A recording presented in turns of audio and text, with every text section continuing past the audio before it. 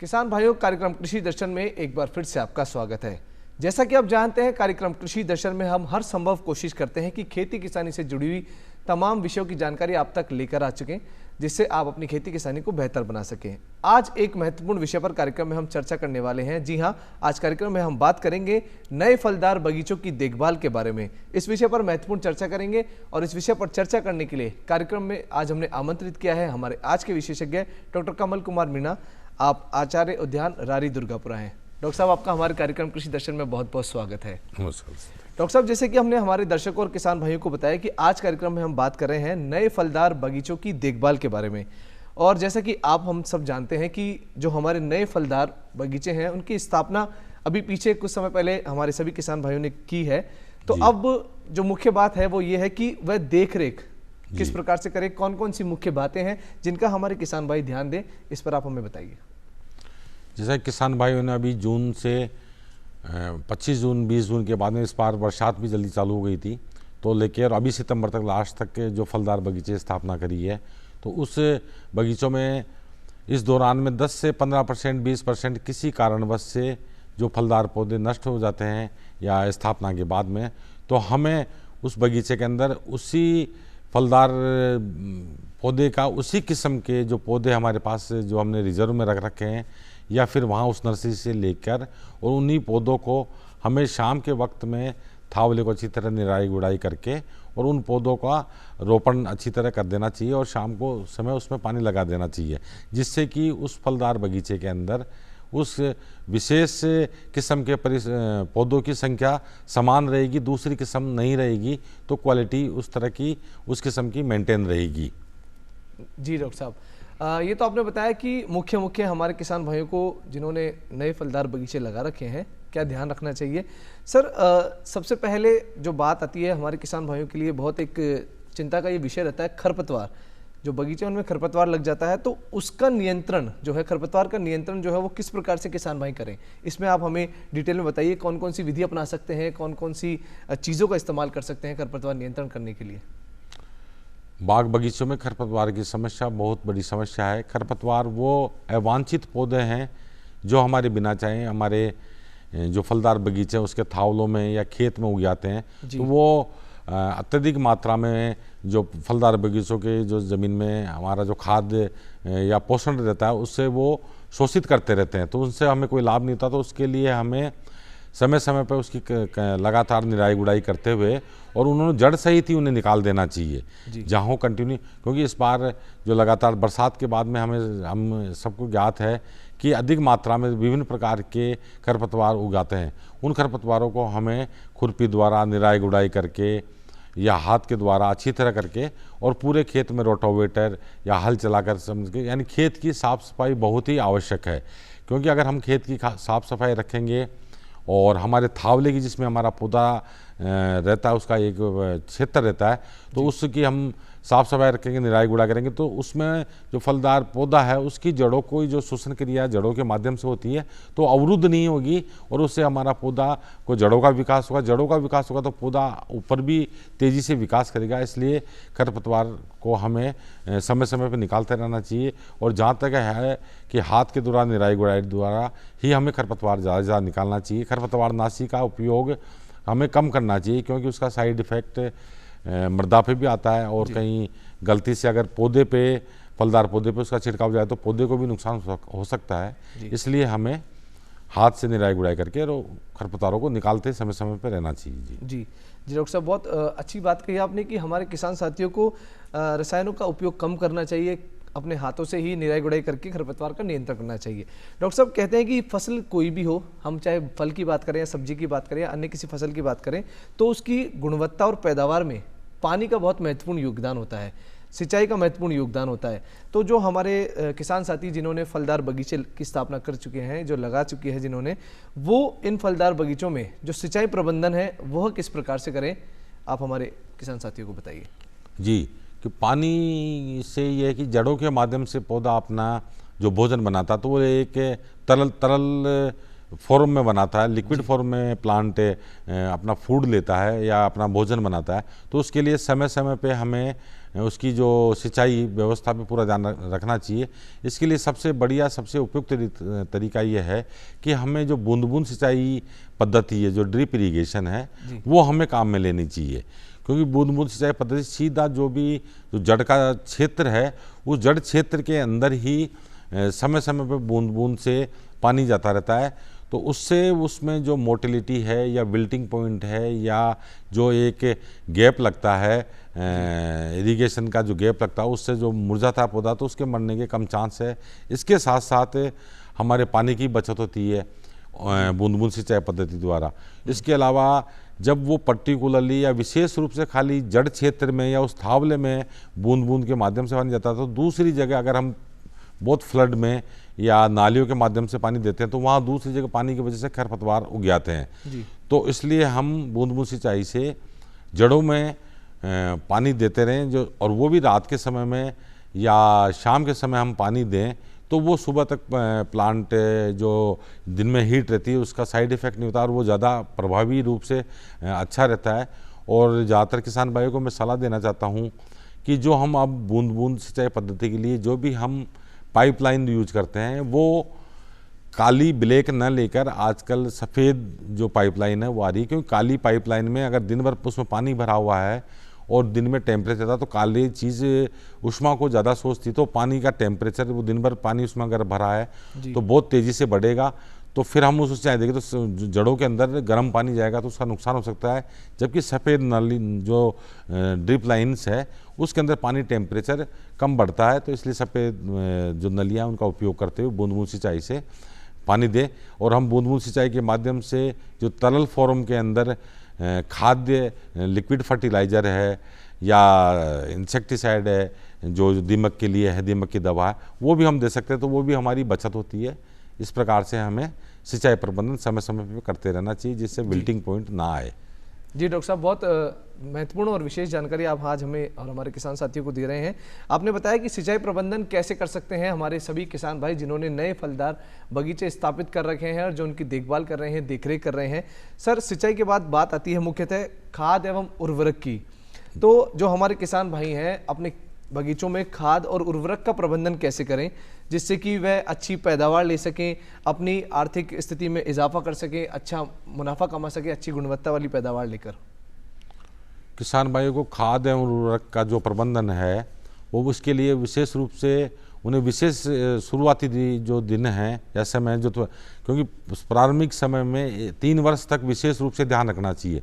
क्योंकि जो फलदार बगीचे हमारे 3 वर्ष से या 4 वर्ष पश्चात वो अपना उत्पादन देना अच्छी तरह चालू करते हैं और लगभग 7 वर्ष में वो अपने पीक पर रहते हैं। उसके बाद में 7 से 15 वर्ष तक वो अच्छा उत्पादन देते हैं। तो अगर हमें शुरुआती दिनों के अंदर पौधे को, अगर शुरुआत में उसकी जड़ों का सही विकास होगा और तो पौधा बड़ी तेज़ी से आगे ऊपर बढ़ेगा और जड़ें ज़्यादा विकसित होगी तो ज़्यादा मात्रा में वो मृदा से अपना जो पौष्टिक जो पोषण है वो ग्रहण करेगा।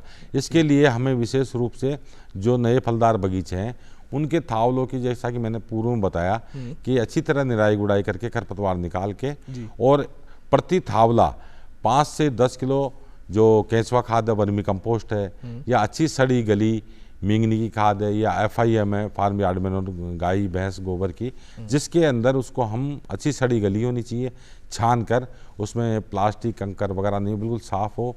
ये खाद हमें हर 3 माह के अंदर निराई गुड़ाई करने के पश्चात में खाद देना चाहिए। इसके अलावा भी हम तरल पदार्थ के रूप में भी जो आजकल तरल फॉर्म में फर्टिलाइजर है वो भी हम दे सकते हैं। इसके अलावा विशेष रूप से प्रारंभिक समय में प्रथम 3 वर्ष तक पौधों को सल्फर की काफ़ी आवश्यकता होती है, इसलिए विशेष रूप से सिंगल सुपर फास्फेट है तो प्रति पौधा आधा किलो 500 ग्राम हर 6 माह के अंदर हम देते रहें और उसकी निराई करते हैं, जिससे कि वो ड्रिप के साथ में उनकी जड़ों में अच्छा विकास होगा, ऊपर तनों में और पत्तियों में विकास होगा।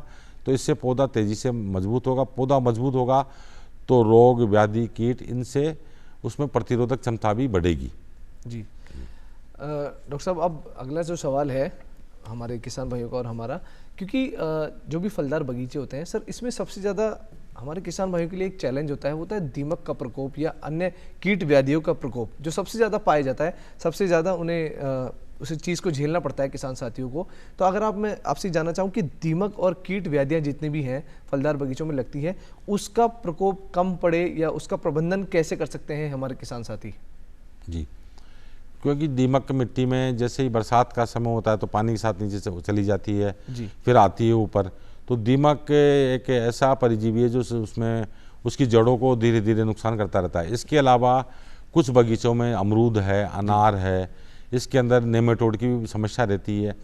और वर्षा के पश्चात में हमारे जो फलदार नए बगीचे हैं तो थावले में और थावले के अतिरिक्त बाहरी भागों में काफ़ी घास वगैरह, कचरा वगैरह या खरपतवार उग जाता है। तो मैंने शुरुआत में जो पूर्व में बताया कि खरपतवार नियंत्रण पूर्णतया साफ सुथरा खेत रखे हम, क्योंकि अगर वहाँ पे घास या कचरा या खरपतवार होंगे तो जो नुकसानदायक कीट है उनको वहाँ छुपने का स्थान मिलता है, ब्रीडिंग करने का, उनका प्रजनन का स्थान मिलता है, उनको भोजन मिलता है। तो इसलिए हमारी प्रथम दृष्टया हमको पूर्णतया साफ सफाई रखनी चाहिए, जिससे कि उनको कम हुआ उनको पूरा शेल्टर नहीं मिले या उनका प्रजनन नहीं हो और उनकी संख्या नहीं बढ़े। दूसरा, नेमेटोड की एक जो सूत्रकृमि है वो बड़ी समस्या है।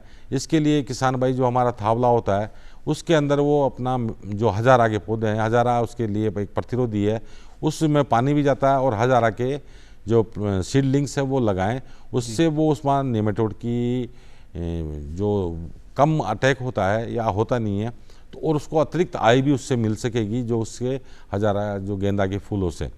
इसके अलावा किसान भाई दीमक के लिए इमिडाक्लोरोपिड नाम की जो दवा है उसका 1% का लिक्विड घोल पानी में मिलाकर और हर माह पौधे को उसमें देते रहें और थोड़ा ज़मीन में जहाँ थावले में हाथ से खोद कर देख लें कि कहीं दीमक का प्रकोप तो नहीं हो रहा। अगर पौधा विल्टिंग हो रहा है, पत्तियाँ पीली पड़ रही है या कमज़ोर हो रहा है या किसी कारणवश से उसकी ग्रोथ नहीं हो रही है तो थोड़ा हाथ से खोद के देखें कि नेमेटोड का प्रकोप है या दीमक का प्रकोप है।